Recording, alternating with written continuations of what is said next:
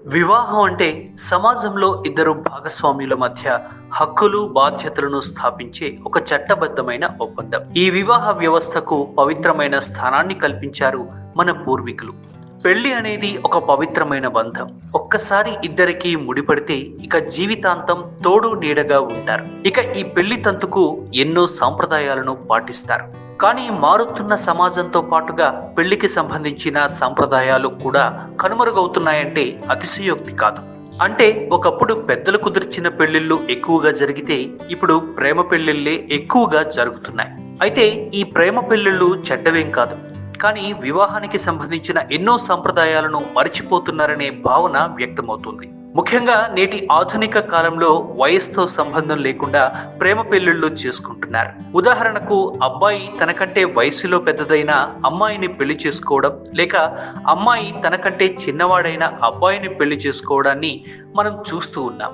ఇక అసలు విషయానికి వస్తే ఓ జంట పెళ్లి చేసుకోబోతోంది అంటే అమ్మాయి వయసు అబ్బాయి వయసు తెలుసుకోవాలి. అలాగే వారి మధ్య ఖచ్చితంగా ఏజ్ గ్యాప్ కూడా ఉండాలి అంటారు. ఈ క్రమంలో అమ్మాయి వయసు కంటే అబ్బాయి వయసే ఎక్కువగా ఉండాలని చాలా మంది చెబుతూ ఉంటారు.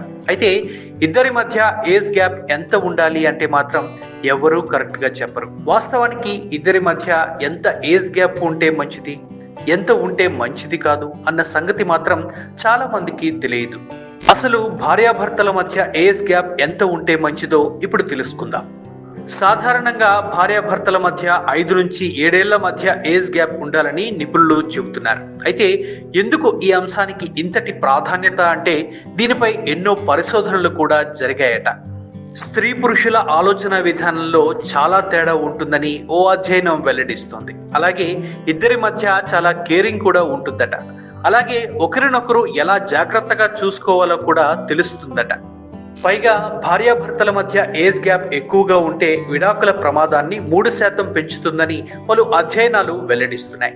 10 సంవత్సరాల ఏజ్ గ్యాప్ ఉన్న జంటలు 39% విడాకులు తీసుకునే అవకాశం ఉందట. అలాగే 20 సంవత్సరాల ఏజ్ గ్యాప్ ఉన్న జంటలు 95% విడాకులు తీసుకునే ప్రమాదం ఎక్కువగా ఉందట. భార్యాభర్తల మధ్య దూరం ఏజ్ గ్యాప్ ఎంత తక్కువగా ఉంటే సమన్వయం అంత మెరుగ్గా ఉంటుందని అధ్యయనంలో తేలింది. ఇది ఇద్దరి మధ్య మంచి సమన్వయానికి దారితీస్తుంది. అలాగే వారి మధ్య విడాకులు అనే మాట వచ్చే అవకాశాలు కూడా చాలా తక్కువగా ఉంటాయట.